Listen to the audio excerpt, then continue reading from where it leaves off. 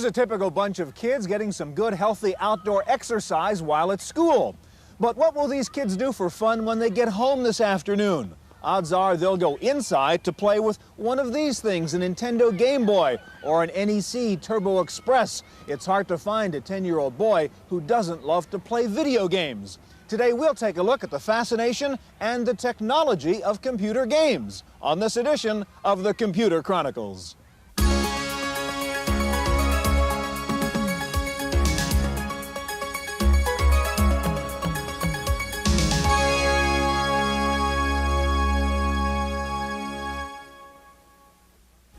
The Computer Chronicles is made possible in part by the Software Publishers Association, which reminds you it's a federal offense to copy software. The SPA provides information on how to stay software legal.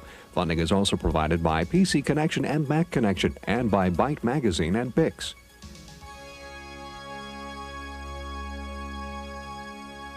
Welcome to the Computer Chronicles. I'm Stewart Cheifet, and with me this week is Paul Schindler. And Paul, we're playing the original video game. This is Pong in its first commercial version called Odyssey, and this goes back 14 years. And this was what a video game console used to look like.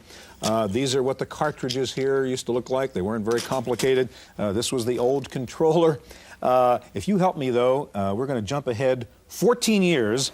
And of course, this is Super Mario on Nintendo. Video games have changed quite a bit, obviously. The question when we talk about computer games and video games, I think for parents, Paul, is their concern that kids are addicted to this. What is your view? Is this a bad thing for kids to be playing this, or is there a good side to it? I think there's a little of both, Stuart. I think, like all good things, video games should be taken in moderation. I have a 9-year-old and a 6-year-old, and I strictly limit their daily game playing time. Now, we don't happen to have a video game system, so they play games on the PC and on the Macintosh. That happens to be my preference because I think it builds familiarity with the way the system operates and with the keyboard. However, this isn't to say that I think video game systems are necessarily bad, because you're still working at the human-machine interface, developing comfort, and some people even say developing reflexes. Right. All right, well, we're going to take a look at the latest technology in video and computer games, both hardware and software. We'll look at the new Nintendo competitors in the video game console market, NEC's TurboGrafx and Sega's Genesis. And we'll see the newest generation of computer games on a CD-ROM. Now, lest you think this computer game business is just for kicks, Nintendo now holds a kind of national Olympics for players of Tetris, Super Mario, etc. We're going to start out with a visit to the Western Regional Nintendo Finals held recently here in Oakland, California. It was a dream come true for die-hard Nintendo fans. Over 10,000 of them packed the Oakland Coliseum when the Nintendo World Championships rolled in as part of a 9-month traveling extravaganza. The Nintendo World Championships, its first year out, was really an idea that's been conceptualized about 2 years ago, brought out by demand of the players themselves, who seem to be socially interactive. They want to know who the best are. They're playing against with their families, with their peers, their friends.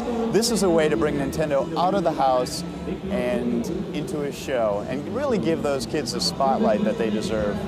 The players were divided into 3 age groups and competed in Super Mario Bros., Tetris, and Rad Racer.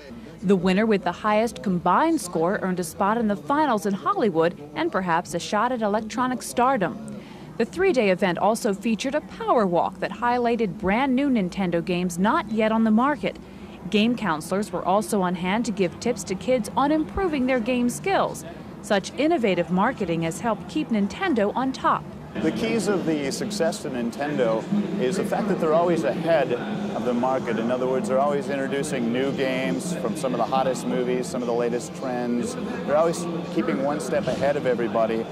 Figures from Nintendo show it expects to sell fewer units of its entertainment system this year. But by the year end, Nintendo also expects to have a place in nearly 30% of all U.S. households.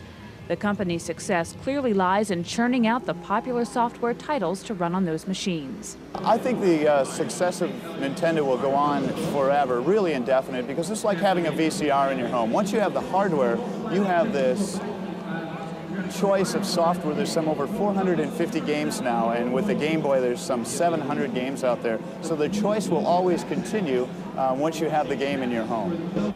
For the Computer Chronicles, I'm Kate McGargy.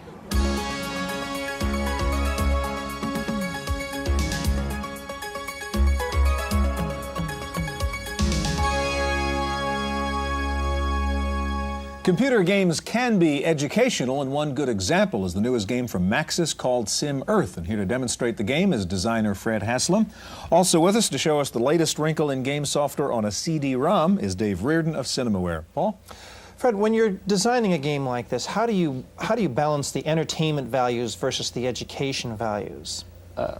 In this game, we wrote something that we wanted to write that showed a lot of the basic principles of how the planet works. And we hopefully made something that would keep people entertained in the process. All right, give us a look at Sim Earth here. Many viewers are familiar with Sim City, and I take it this is sort of the next evolution, if you will, from there. Yeah, in some ways it is. It has the same basic idea of a game without goals, a game that you can pick your own directions. Briefly, this is the planet evolving and developing from its first molten core stage.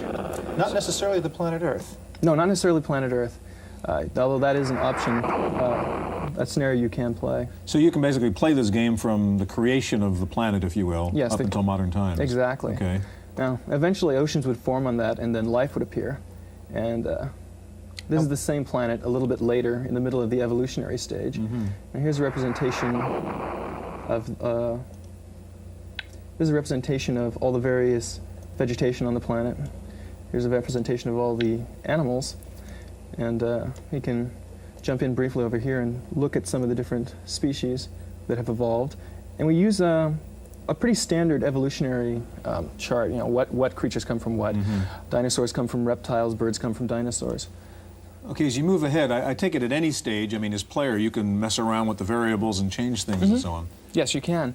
You can directly interact with the planet. You could, for example, drop a meteor on something. Or put in a rainforest somewhere. Yeah, I take it you deal with some of the current environmental issues here? Yes, we do.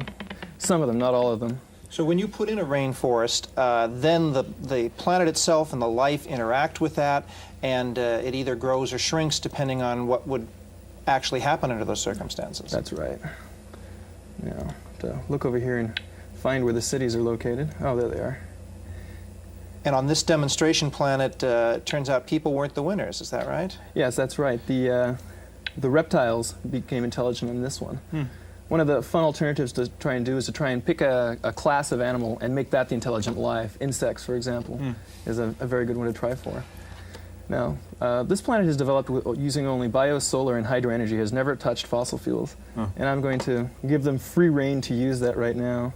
And show you. And guess what'll happen? And show you kind of what happens to the planet. So we're ticking off geologic time here now on a planet that just started using fossil fuels. Right. Actually, we're up to the point where we're going in tenths of years. And you can see the atmospheric temperature. And as you watch, it'll slowly increase.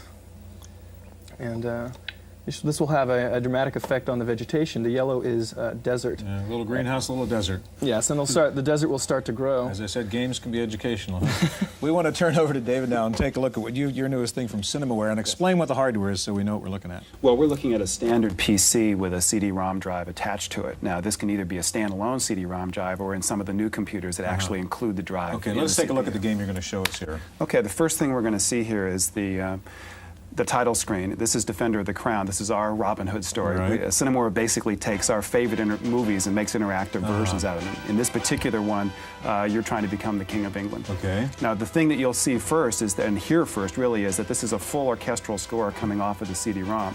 We went back and actually orchestrated the whole thing for this version, and the music is quite spectacular. I'll just click through this quickly now. Now, you get to choose to be one of these 4 knights. If I can get the mouse up here. And then he will respond. Sword and lance shall bring the Norman dogs to heel. That's also coming off the CD-ROM too. You get the voice of the character, which is really key to making it movie-like. Now here's a little storytelling. Forest, you were greeted by your old friend Robin of Locksley.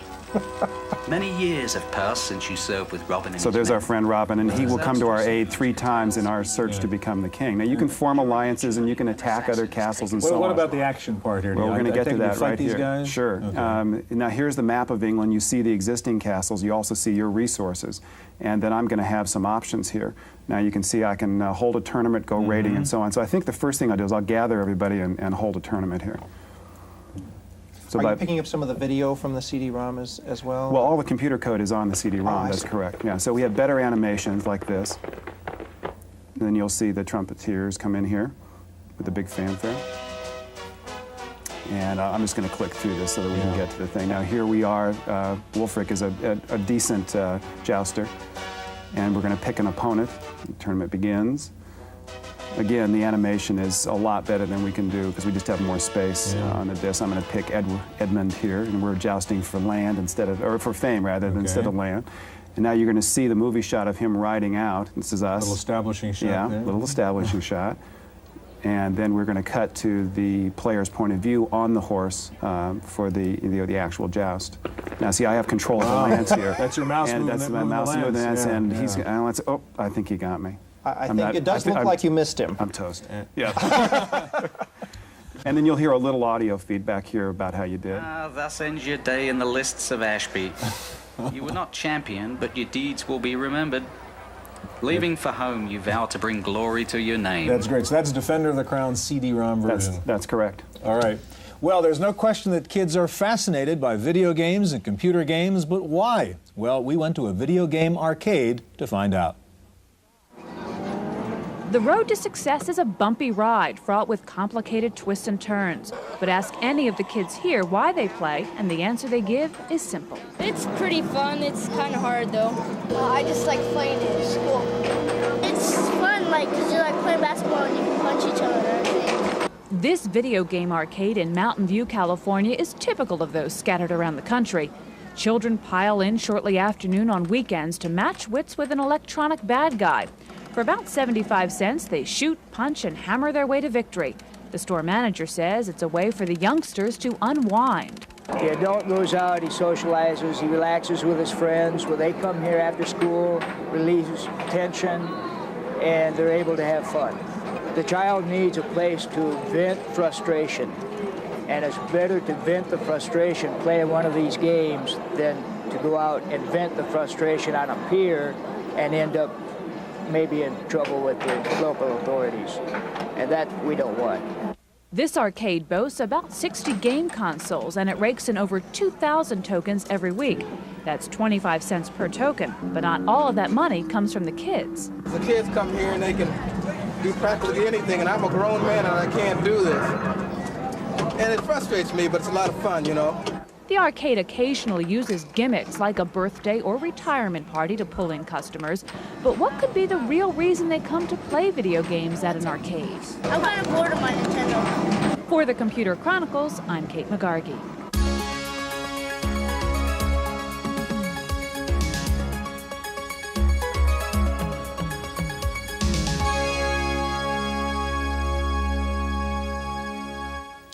Well, Nintendo has sort of owned the video game market for the past several years, but new 16-bit game machines from NEC and Sega are challenging Nintendo.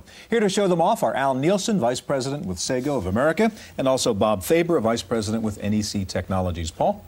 Al, help us understand the differentiation between these game systems and the same games played on PCs. What are the relative advantages of playing a game on a game system? Well, the important thing is that the game systems really are optimized. We've built the graphic chips to really work well with games in terms of moving objects quickly around on the screen, really increasing the resolution of what you can do, the mixing of colors, really putting them all together on a more optimized basis. So you're throwing all the processing power into doing one particular task. All right, speaking of which, you've got a couple games up there on your Genesis machine, and I guess what our viewers are interested in is how this is really better than what they've seen before. So if you can sort of focus on that as you run through a couple of games. Well, the first game I have here is Michael Jackson's Moonwalker, which was actually designed by Michael himself. The important thing was really trying to make his animation-like quality, cartoon-like quality in a video game, not small moving characters. Show you what we've been able to do, and really, first of all, it's a new genre of video game, dance video games, or music video come to life. We put the quarter in and we start off here in the video game. Does 16-bit give you more detail, faster motion, better music, all of the above? Yeah. And first of all, you have real digitized voices. Michael's here is trying to save these kids who've been kidnapped. Listen to one of the girls. There she says, Michael. It's an actual digitized voice in the game. Michael's moves. First of all, the characters are much, much bigger, much more highly detailed. in terms of the types of things that you can go and do. Look at the backgrounds, very, very detailed. And of course, you really do recognize the personality of it. You didn't tell me who that was. I could recognize that's Michael Jackson. It's not hard to tell that that's Michael, but all the fun things that you can go and do. One of the things that we've done in one of our commercials is really take Michael's videos and put Michael videos together with the game to show how realistic they are. Look at this guy here taunting Michael with the pool cue. You know he's bad and he's after him. You can't do that on an 8-bit system. In terms of pricing, what's the console cost and what do the cartridges cost each? The cartridges are $49.95 on average. The Genesis system here costs $189.95 for the game. Okay, we have one more game we have time to take a look at. If Sure. you could switch that over there, Al. The one game that we have is Mickey Mouse starring in the Castle of Illusion. Is this the first Disney character in a video game? Yes, on the 16-bit system. He has been on other video game systems over the years. But the important thing is this really demonstrates the capabilities of what you can go and do with the 16-bit system. Here's Mickey Mouse, and if you take a look, he really looks exactly like himself. We haven't gone and sacrificed any of the detail on the character at all. Is this new this year? This is brand new. It just started shipping within the last couple of weeks. And I want to show you just some of the wonderful animation here of Mickey. He's just walking along, and then the beautiful, brilliantly colored backgrounds as he walks in and the game begins. Here he is. So you're playing off the Disney animation heritage here. Exactly. Yeah, that's pretty classy. Now watch this. Yeah. There he is, and he's just, waiting for it. One of his old moves from the cartoon. Yeah, Exactly. yeah. Now, he's pretty close to the edge there. Let's see, he might have a little problem. Uh-oh! Oh, look at the emotions on his face. Yes. That's what's really making the difference between this generation of video game system and the, generation... Yeah, and the relative depth of that background, too. All right, you've shown us what 16-bit can do. I want to move over to Bob now and take a look. You've got a CD-ROM player, not a CD-ROM, but a CD player, in fact. Compact disc player hooked up to your NEC unit. We want to take a look at what additional capabilities that adds to a video game. What you're able to do with a CD player that's never been able to be done before is increase the graphical content and also have real live music, digital music and voice equivalent to what would be on a CD or on a video disc for graphics. So the whole game is coming off the CD. I mean, the graphics, the code, the music. That's right. We use the CD instead of a cartridge as the storage medium for the gameplay, and that comes off immediately into the system. And then the data for the music and for the voice and for the animation comes down in a streaming path from the disc. And what's that extra interface box cost? Is that very expensive to get into this? Assuming you already own a CD player. Well, you have to buy the CD player to go with the system. Right. It's $399. All right, I see the game is up here. And describe what's going on here. East, the ideal utopia. This is the introduction of the world East. And what's revolutionary about it is that we're able to have, as you can hear in the background, a real description from a person who brings the player into the game and into the world, and brings them in and gives them the sense of realism and the sense of a real community that hasn't existed before. So you've got a storybook reader here, which obviously you can't put on a cartridge. Exactly. Yeah. How much is the game? The game itself is $60 retail. And I guess you got pretty sophisticated graphics coming off that. They're coming off the CD also? That's right. They come directly off the CD. The empty abyss of This is an adventure game? It's an adventure role-playing game. What it really does is push the technology of interleaving data and audio together. It's pushing the pioneer areas. Are there many titles out now in the CD form for the NEC? We have 6 titles out now on the CD, and we'll have, beginning next year, 1 a month or more. Bob, we have just about a minute left, and I know you have one other cartridge, got a standard 16-bit game. If you could show us what that looks like on your NEC console. The second game is called Bonk's Adventure, and it's a real hit game. It's one of the biggest games of this year. Bonk is a lovable character, and again, he's taken advantage of the 16-bit Rather than a graphics. crude, faceless creature, what we have here is somebody that, in the same sense as a Warner Brothers Daffy Duck cartoon, shows some facial personality. That's right. He's got a real personality. You'll see what happens when he gets hit. His eyes get big.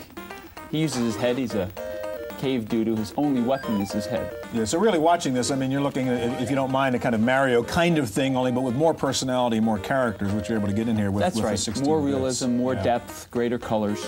Okay. Guys, thank you very much. Well, what is the best game system, and should you let your kids play them? Well, we'll ask an expert in just a moment, so stay with us.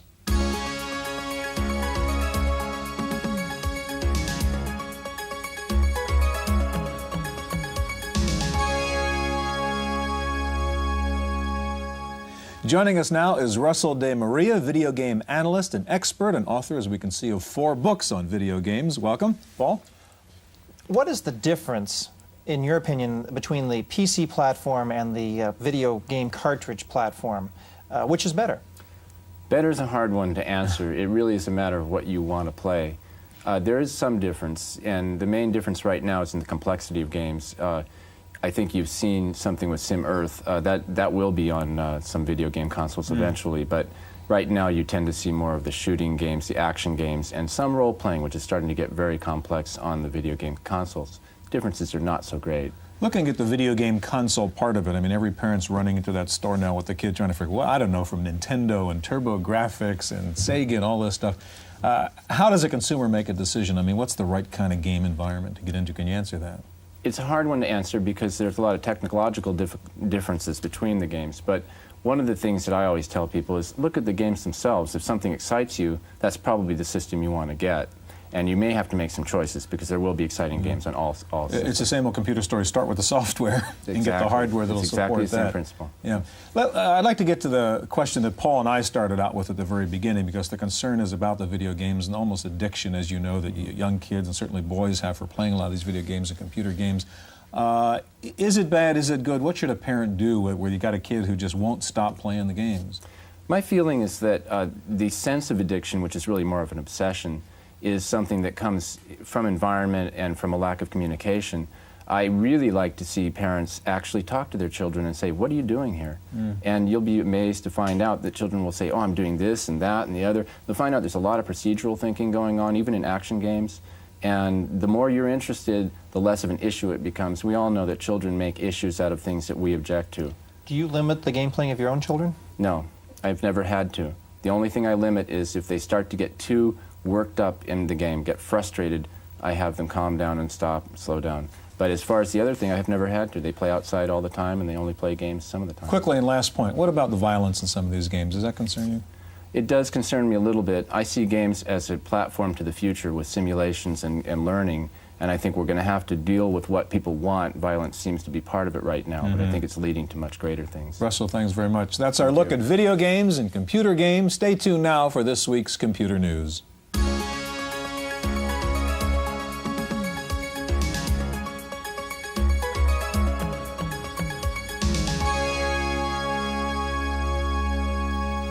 In the random access file this week, rumors are flying that Apple Computer will introduce several laptops in 1991, including a 7-pound color system.